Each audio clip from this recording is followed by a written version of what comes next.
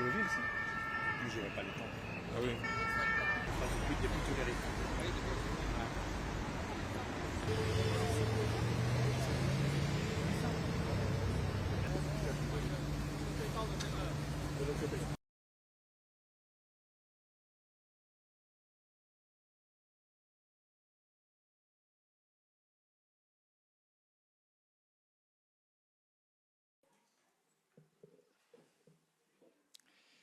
Merci. Les conclusions de ces travaux sont d'une grande sévérité et d'une certaine manière implacable. À rebours des éléments avancés devant notre commission par la présidente directrice du Louvre, elle pointe la défaillance générale du musée comme de sa tutelle dans la prise en compte des enjeux de sûreté.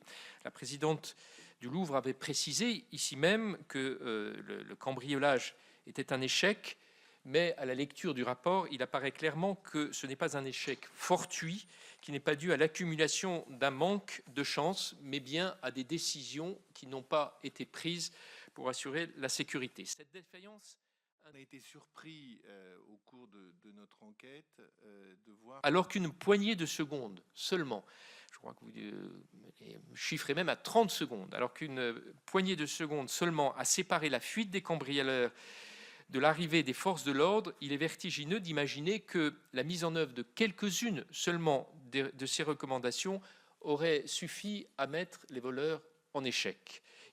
L'autre inspecteur général des affaires culturelles.